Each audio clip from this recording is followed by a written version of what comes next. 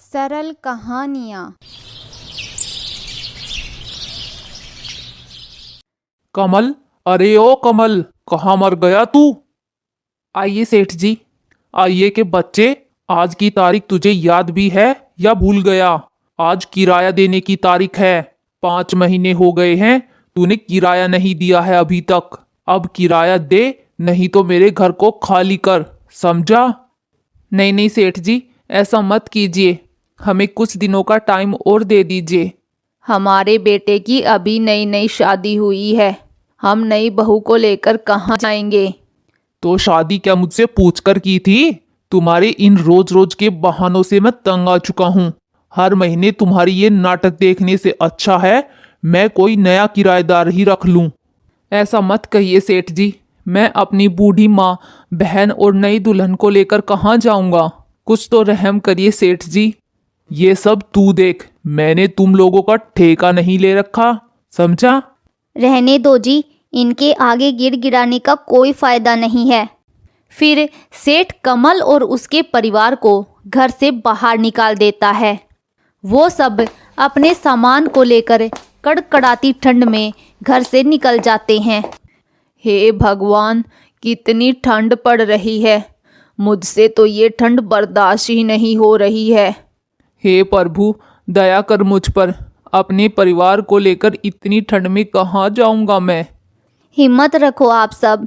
इस मुश्किल समय में हमें एक दूसरे का सहारा बनना है, तभी हम इस मुश्किल घड़ी से बाहर निकल सकते हैं। वहाँ सामने एक पाइपलाइन है, हम सब वहाँ जाकर अपना सर ढक लेते हैं।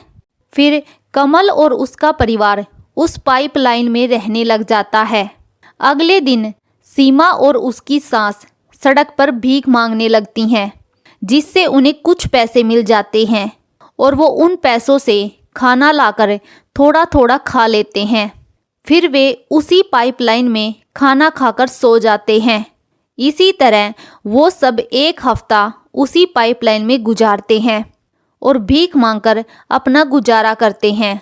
फिर कुछ दिन बाद एमसीडी वाले भी उन्हें वहाँ से भगा देते हैं। निकलो यहाँ से, जहाँ देखो अपना घर बना लेते हैं, गरीब कहीं के। अरे पाइपलाइन में ही तो रह रहे हैं, तुम्हारे महल में तो नहीं ना। तो ये भी तुम्हारे बाप की जमीन नहीं है, सरकार की जमीन है ये, समझी? चल निकल यहाँ से। वो सब उन्हें वहाँ से भी भगा देते हैं। कुछ दूर चलने पर मेरे पैरों में बहुत दर्द हो रहा है, मैं अब और नहीं चल सकती। तभी हल्की हल्की बारिश भी शुरू हो जाती है। सुनिए जी, माँ जी काफ़ी थक गई हैं और बारिश भी शुरू हो गई है। कहीं इतनी ठंड में माँ जी बीमार ना हो जाए। अगर माँ जी बीमार हो गई तो हमारे पास दवाई के पैसे भी नहीं है। अरे वो देखो, सामने एक शौचालय है, काफ़ी पुराना लगता है शायद। हम सब वहाँ चलते हैं और हमें वहाँ से कोई भगाएगा भी नहीं। लेकिन भाभी, हम उस शौचालय में कैसे रह सकते हैं? वहाँ रहना बहुत मुश्किल है। मैं जानती हूँ रीना, वहाँ रहना बहुत मुश्किल है, लेकिन ये हमारी मजबूरी है। पता नहीं ये गरीबी और हमसे क्या क्या करवाएगी। फिर कमल और उसका परिवार शौचालय में रहने के लिए मजबूर हो जाता है। फिर वे एक साथ मिलकर वहाँ की सफाई करते हैं, लेकिन फिर भी बदबू आना बंद नहीं होती। नई बहू अपने कपड़ों में से कुछ कपड़े निकालकर वहाँ नीचे बिछा देती है और फिर एक साथ सब वहाँ लेट जाते हैं। मुझसे ये जगह बर्दाश्त नहीं हो रही है, बहुत बदबू आ रही है, छी। बस कुछ दिनों की बात है रीना, हमें जल्द ही कोई नई जगह मिल जाएगी। बेटा, मुझे बहुत भूख लगी है। रीना, तुम माँ जी के पास रहो, हम आसपास कोई काम ढूंढ कर आते हैं। कमल और सीमा आसपास के घरों में काम ढूंढने जाते हैं, जहाँ एक घर की मालकिन सीमा से कहती है, अरे तुम तो वही हो ना जो सामने वाले शौचालय में रहती हो? मालकिन, वो हमारी मजबूरी है। अगर आप हमें काम दे देंगी तो हम कोई किराए का घर ढूंढ लेंगे। काम? और वो भी तुमसे? मैं तो तुझे अपने घर में घुसने भी ना दूं। कितनी गंदी बदबू आ रही है तुझसे, जा यहाँ से, बड़ी आई काम मांगने वाली। उनका शौचालय में रहना किसी को भी पसंद नहीं आता, जिसके कारण उन्हें कोई भी काम नहीं मिल रहा था। और उस रात उन सबको भूखे पेट ही सोना पड़ता है। फिर एक दिन भूख के कारण कमल की माँ की तबीयत खराब हो जाती है। अपनी माँ की ऐसी हालत देखकर कमल एक दुकान से समोसे उठाकर भागने लगता है, लेकिन उसे दुकान का मालिक देख लेता है और कमल को बहुत मारता है। मालिक, आप चाहे तो आप अपनी दुकान का जितना मर्जी काम करवा लो, लेकिन ये समोसे मुझे ले जाने दो मालिक, नहीं तो मेरी माँ मर जाएगी। मालिक, रहम करो मुझ गरीब पर। मेरी माँ को बहुत भूख लगी है और हमारे पास खाने के लिए कुछ भी नहीं है। भगवान के लिए मुझे ये समोसे ले जाने दीजिए मालिक। अबे, तुझ जैसे गंदे आदमी से काम करवाऊंगा मैं? और तू तो वही है ना जो शौचालय में रहता है। दुकानदार कमल को मारकर वहां से भगा देता है।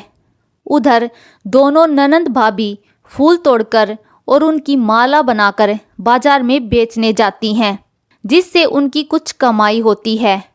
और उस कमाई से सीमा खाने का राशन लाती है और शौचालय में ही खाना पकाती है, जिसके बाद सब खाना खाकर सो जाते हैं।